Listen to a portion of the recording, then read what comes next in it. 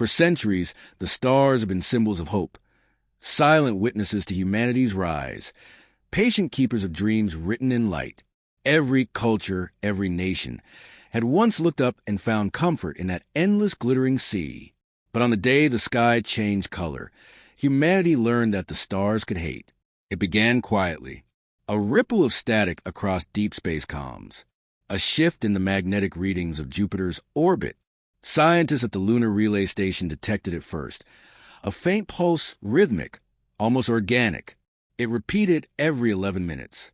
When they triangulated the signal, it didn't come from a planet, moon, or known anomaly. It came from empty space. By the time the world's telescopes turned toward it, the void was no longer empty. A distortion shimmered just beyond Mars, twisting light and matter into impossible shapes. A wormhole, artificial, stable, vast. And through it came the fleet. Not sleek, silver ships like in human fiction. These were colossal, built like cathedrals of war. Each vessel resembled a black monolith wrapped in storms of plasma, their surfaces shifting like liquid metal. The first to witness them was an orbital maintenance crew near Phobos. Their last transmission was only 2 words. "They're here." Then the feed went dark. Within hours, Earth's night skies were filled with streaks of fire, orbital stations falling like meteors. Entire networks went silent. The Global Defense Council convened an emergency session, the faces of the world's leaders flickering across holoscreens. Panic clawed at the edges of civilization. Billions watched the news, waiting for answers. None came. At 0900 UTC, General Amina Rao returned to active command. The hero of the Martian Rebellion, a woman once called the Iron Storm. Her hair had gone gray since the last war, but her eyes burned like the engines of a dying star. "We are not witnessing an invasion," she said in the council chamber. "This is extermination. They are not here to conquer. They are here to erase us." The council's silence was suffocating.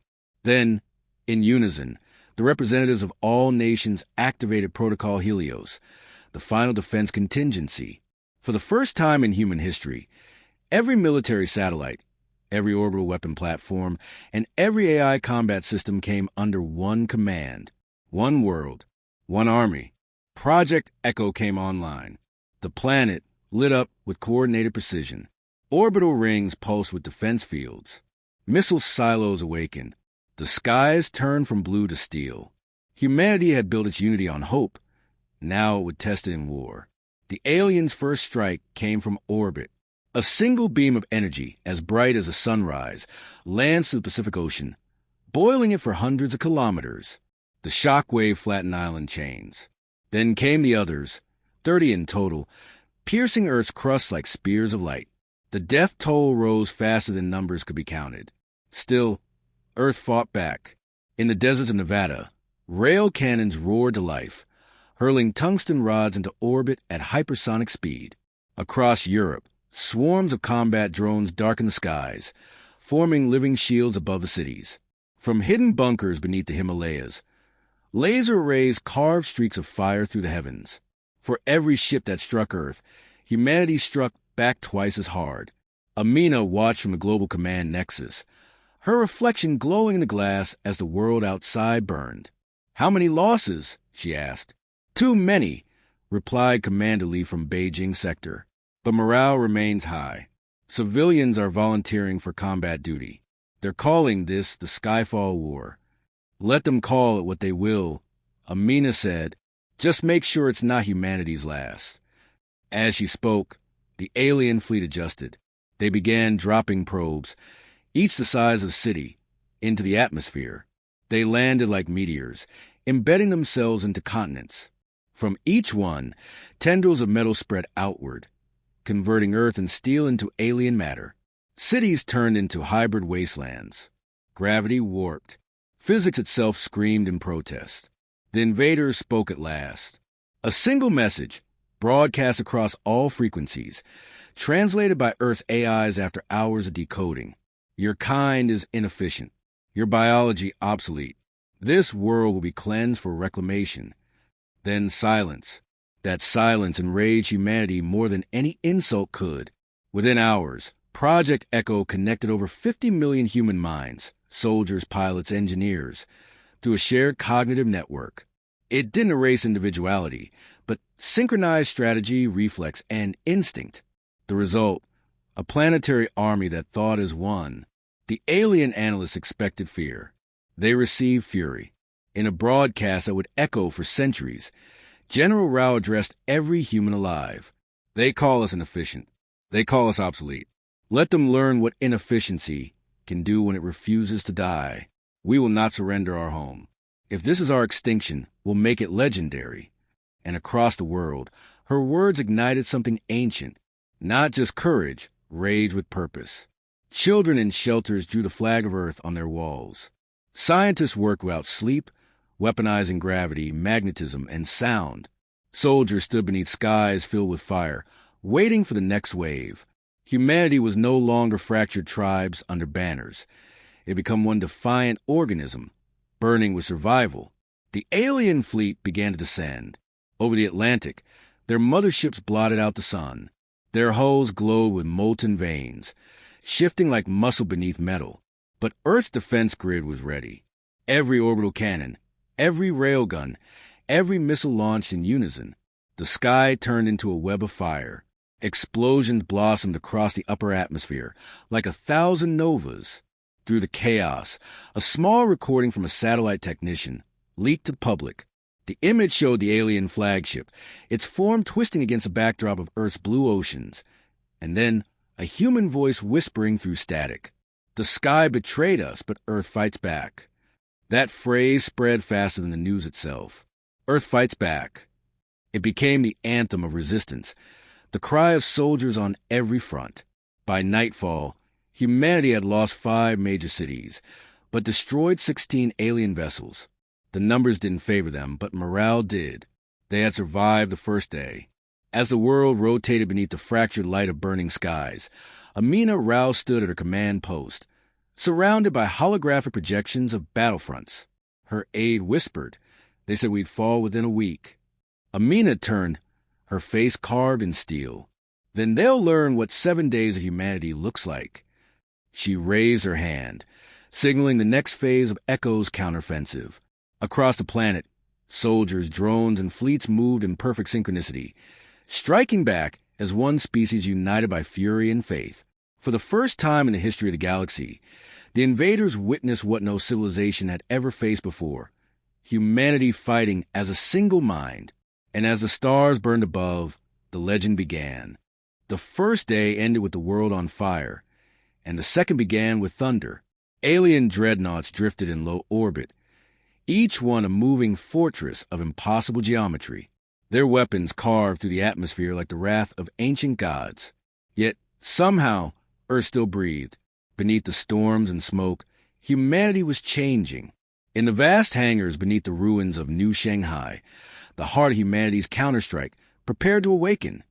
The Titan program, born from decades of research, mothballed after the Martian uprising, these colossal war machines were more myth than military. Humanoid constructs over 80 meters tall, powered by quantum reactive cores and piloted through direct neural synchronization. They were built for one purpose: to fight like humans, but on the scale of gods. Captain Ryland Voss, callsign Warden 09, stood before his Titan, a gleaming black and silver machine codenamed Prometheus. Its armor was scorched from previous tests, its reactor humming like a living heart. Ryland, once an orbital engineer, had volunteered after losing his home in the first strike. Now, his mind was fused a machine that could turn cities into battlefields. This isn't about revenge, General Rao told him through the neural channel. It's about message. If they believe we're fragile, show them what our fragility can build. Ryland smiled grimly inside the neural cockpit. Then let's show them fire. Prometheus roared to life. The hangar's ceiling opened like the petals of steel flower, and the Titan launched upward on a column of flame, breaking through the smoke-filled sky. Across the planet, other Titans awoke: Hyperion, Atlas, Gungnir, Gaia's Wrath. 12 in total, each piloted by humanity's best. Together, they formed the Titan Vanguard, the first and last line of planetary defense. Above them, The alien fleet adjusted course. Their drones swarmed like silver locusts, blotting out the stars. The first clash happened over the ruins of New Delhi, where millions of civilians still hid in subterranean shelters. The aliens sent down a Leviathan, a biomechanical monster resembling a serpent of living crystal. It twisted through the atmosphere, shedding energy storms as it dove. Every missile, every drone humanity fired dissolved before reaching it. Then Prometheus struck. The Titan's plasma blade ignited. A weapon the size of a skyscraper, its edge glowing white-hot.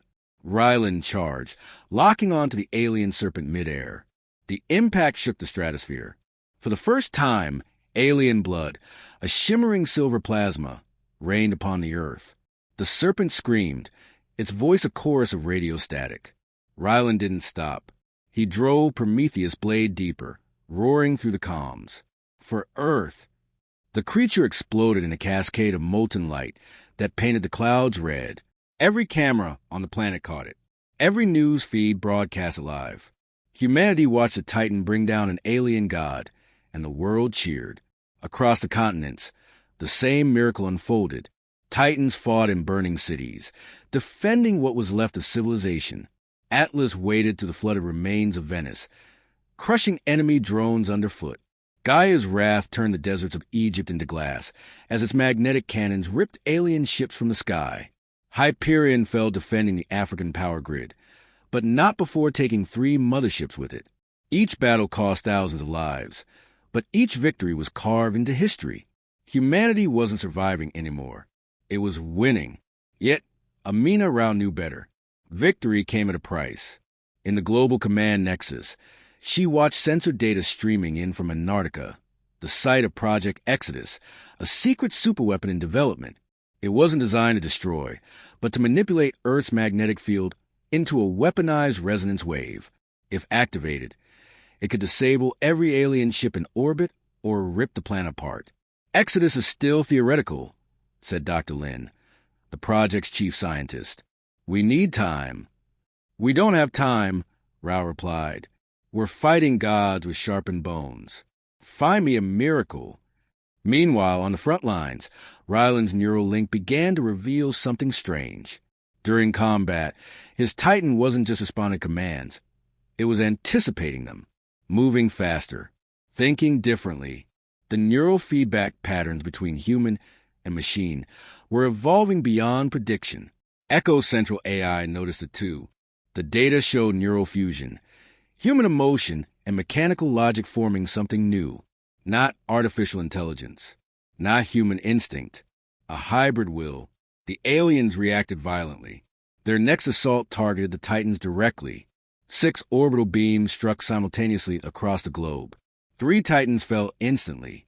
1, Gungnir, tried to shield civilians in Sao Paulo and burned out its reactor doing so. But every loss only strengthened human resolve. In a secure channel, Ryland and Amina spoke across continents, soldier to general, warrior to legend. Ryland, they learn fast.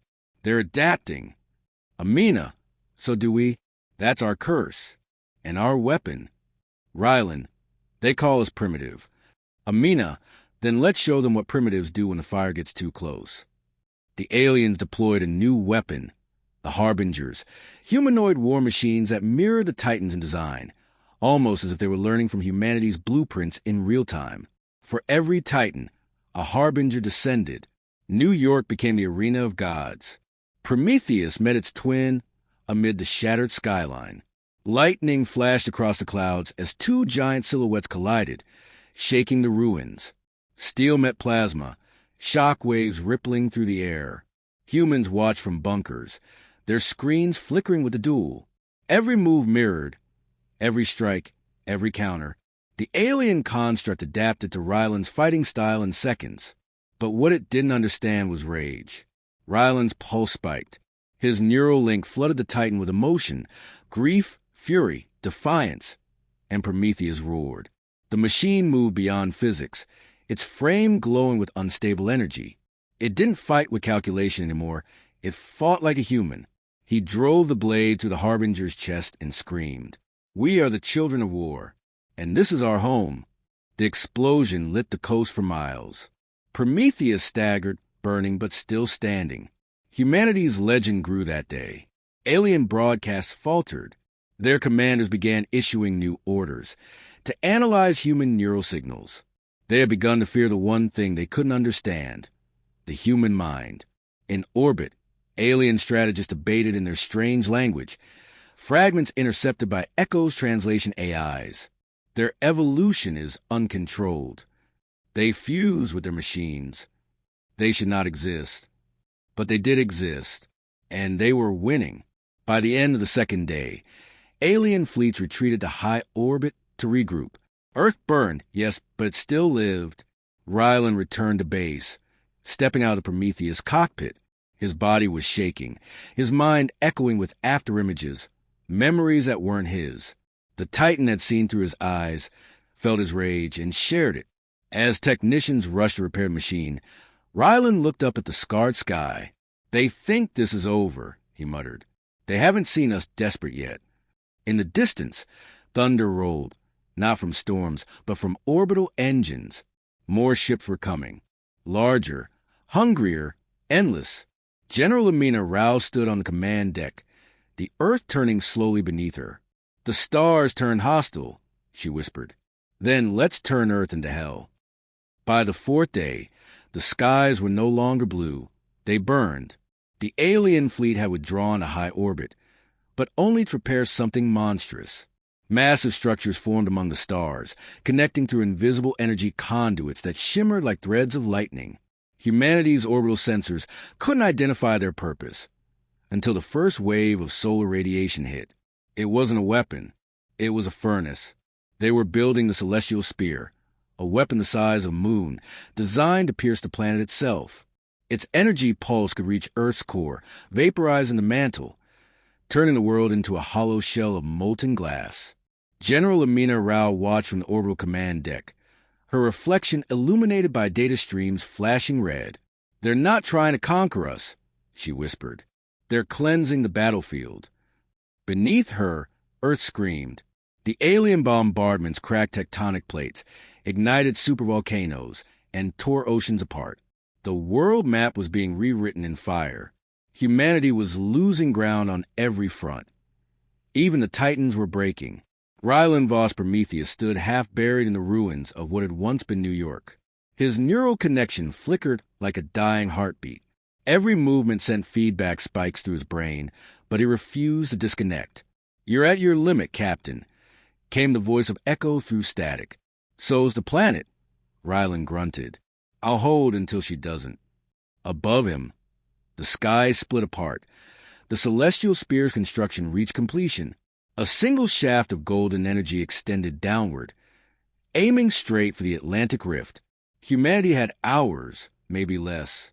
In the Antarctic facility of Project Exodus, scientists worked in desperation. The resonance weapon, meant to manipulate Earth's magnetic field, was almost ready. But there was one flaw. It needed a power source equal to the combined output of every fusion reactor on the planet. Dr. Lin stood before General Rao's holographic projection. Her voice trembled. "If we trigger Exodus, it could destabilize the entire field. We might destroy the planet before they do. Or we might not." Amina replied coldly. "We don't need safety. We need a miracle." Meanwhile, Rylan and the surviving Titan pilots gathered in what remained of the Eurasian command base. 7 Titans remained, battered, scarred, but alive. Their neural bonds had deepened to the point where they could feel one another's thoughts through Echo's shared field. "They think the spear will end us," said Rylan, staring at a hologram of the weapon. "Then we end it first." The plan was madness. Launch a Titan squadron into orbit using the last functioning rail elevator in Kazakhstan. From there, they would board the alien superstructure and destroy it from within. A one-way mission. No return trajectory. Amina approved it immediately. "Legends aren't born from survival," she told him. "They're born from sacrifice." The ascent was chaos. The elevator rose through a hurricane of debris, dodging alien interceptors and falling satellites. 2 Titans were destroyed before breaching orbit. Prometheus led the charge, armor glowing from re-entry heat. From above, the celestial spear loomed, a spire of black metal surrounded by gravity distortions. Energy arcs danced across its surface like veins of fire. The alien fleet swarmed to protect it. Echo activated neural synchronization phase 2, linking all remaining pilots through a single unified consciousness. 6 human minds became one entity, fighting as a storm of steel and fury. They breached the outer hull. Inside, the structure resembled a cathedral of energy, pulsing corridors, rivers of plasma flowing upward, alien glyphs shifting like living code. The pilots could hear whispers through the neural link, echoes of alien thought, curious and fearful. They connect like us. They evolve within war. They are becoming something else. The aliens had studied humanity, and in their arrogance, replicated what they thought made humans powerful. But they had misunderstood. Humanity's strength wasn't technology or adaptation. It was will. As the Titans fought deeper into the structure, Rylan felt Prometheus responding like never before. The neural boundaries vanished entirely. There was no machine, no man. There was only intent. When he swung his blade, the ship itself seemed to flinch. Outside, the celestial spear began to glow, charging for its final strike. The entire alien fleet aligned behind it, channeling their combined energy. Amina Rao from orbit made the call. Exodus now. In Antarctica, the scientists activated the device. Blue light erupted across the poles, racing along magnetic ley lines, wrapping the planet in an electric halo. The resonance wave collided with the celestial spear's energy beam mid-transmission. The result? Chaos. Every alien ship flickered. Energy readings spiked off the charts. Gravity rippled. Time itself seemed to shudder. Ecosystems overloaded. The AI screamed across every channel. Neural feedback breach. Human consciousness overlap detected. Containment impossible. But Amina didn't shut it down. She embraced it. She connected herself to Echo, linking her mind with every soldier, every pilot, every human still fighting. In that instant, humanity became one thought, one heartbeat, one will. From orbit, Earth pulsed with blue light, like a living star. The resonance from billions of neural connections surged outward, tearing through the alien network like a tidal wave of raw consciousness. Their ships, designed to predict logic, couldn't comprehend emotion.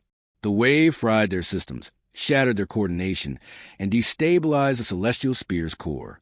Inside the weapon, Rylan realized what was happening. The energy was building faster than any escape window could allow. There was only one option left, manual detonation. He opened the comms, speaking directly to Amina. His voice was calm. "General, if they call us legends, let's make sure they remember how legends die." "Rylan," she whispered, "you'll burn with them. Then I'll burn bright enough to guide the next generation home." Prometheus' reactor core went critical. In his final moment, Rylan closed his eyes. He saw Earth below, wounded, bleeding, but alive. He smiled. Then he triggered the overload. The explosion was beyond light. It tore through the celestial spear, unraveling it molecule by molecule. The alien fleet vanished in the detonation's wake, consumed by the collapse of their own superstructure.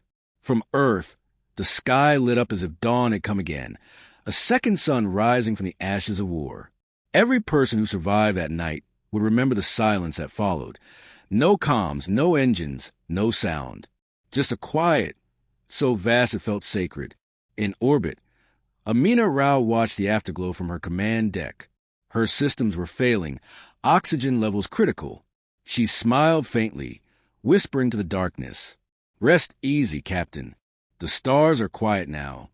Her ship drifted among the debris as Earth turned below, glowing with faint blue energy from Exodus's lingering field. Humanity had survived, but the cost was almost everything. The fall of heaven was complete, and the age of legends had begun. Silence. For the first time in 7 days, the skies above Earth were still. The fires had stopped, the bombardments had ceased, and the stars, once hostile, now hung like broken witnesses to their own defeat. When dawn came, it was not a sunrise. It was a resurrection. The world was scarred beyond recognition. Continents had shifted. Oceans had boiled and cooled into strange new shapes. Cities lay in ruins, their skylines jagged with steel bones. Yet, from the ashes, life stirred. Humanity had survived. In Geneva's shattered valley, once the seat of the United Earth Council, survivors emerged from underground shelters. Their faces were gray with ash, their uniforms torn, but their eyes burned with something fierce, memory. The war was over, but the legend had only begun. Across the world, the remains of the alien fleet floated in the upper atmosphere, glinting like a second ring around Earth. Thousands of their broken ships drifted silently, forming a graveyard of gods above the planet they had sought to erase. General Amina Rao, now pale and frail, stood among the survivors in what had been the global command nexus. She had been pulled from orbit days after the final explosion. Rescued unconscious, her ship's systems half melted by radiation. Her body was failing, but her will was not. She walked with a cane made from the twisted alloy of Prometheus' wreckage, the titan that Rylan Voss had sacrificed himself within. The memorial site had become sacred ground. Around the massive crater where the titan's remains had fallen, a forest of holographic names shimmered. Every soldier, pilot, and civilian who had died defending Earth. When the wind blew through the ruins, the holograms flickered softly, as if the dead themselves were whispering. Amina knelt before the crater, her reflection rippling across the melted glass. "You kept your promise, Captain," she whispered.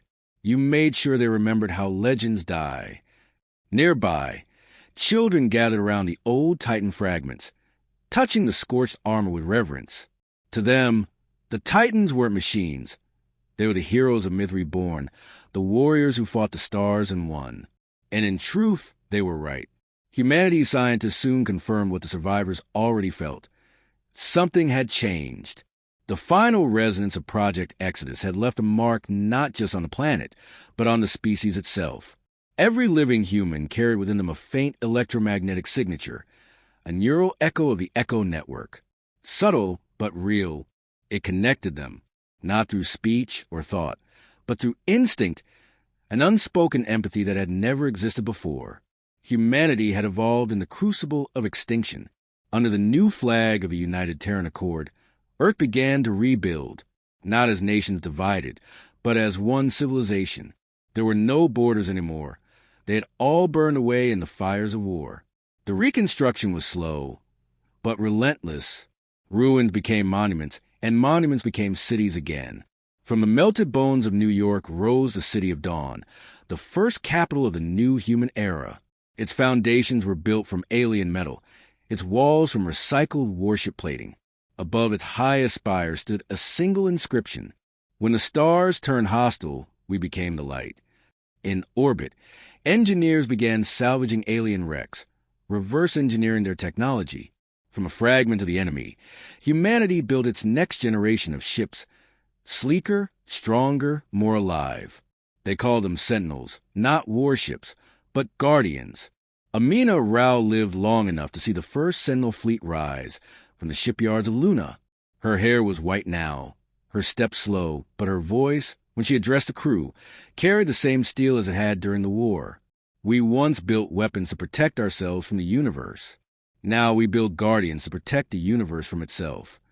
The crowd of thousands saluted her as the ships ignited their engines, ascending toward the starlit void that had once tried to kill them. But not all the stars were silent. 3 months after the war, a faint transmission was detected on the Deep Space Network. Its source, the remnants of an alien dreadnought drifting near the moon. The message, after hours of decryption, stunned the world. It wasn't a threat. It was a plea. "You fought like gods. Teach us how." For the first time, humanity realized the war had changed more than themselves. It had changed the galaxy. The invaders, who once sought to erase Earth, now sought to learn from it, to understand the impossible defiance of a fragile species that had stood against extinction and won. The United Terran Accord debated for days. Some called for vengeance. Others called for compassion. In the end, Amina Rao made the final decision, her last act before retirement. "If we teach them," she said, "perhaps the next war won't be fought at all. The stars feared us once. Let them respect us now." And so, For the first time in history, humanity sent a message not of defiance, but a hope, an invitation to all surviving species to gather in peace on a world once called too fragile to endure. The meeting was set in the crater where Prometheus had fallen. When the alien envoys arrived, small, cautious, and trembling, they found no armies waiting, no weapons pointed skyward, only a memorial, and a crowd of humans holding candles that flickered beneath the twilight. At the center stood Amina Rao, frail but unbroken. She raised her hand to sky, to the stars that had turned hostile and now watched in silence. "This world," she said, "is no longer a battlefield. It is a monument to the fallen, to the fearless, to the future." The crowd lit their candles as one. Billions watched across the rebuilt planet. The aliens lowered their heads. The first gesture of peace between two species once destined to destroy one another. And above them, the wreckage of the alien fleet burned in slow, endless orbit, a crown of ghosts around a newborn world. In the centuries that followed, the story would grow. It would be told in every language, every colony, every future world that humanity would one day reach. Children born under distant suns would learn the words as if they were scripture. When the stars turned hostile, Earth became the battlefield of legends. And somewhere, far beyond the edges of known space, the remnants of Prometheus drifted in silence, its armor etched with cosmic dust, its reactor long dead. Yet, within its blackened core, a faint light flickered, a signal, Rylan Voss' last neural imprint, still echoing through time, still watching over the planet he died to save. It wasn't dead. It was waiting for the next time the stars forgot their lesson.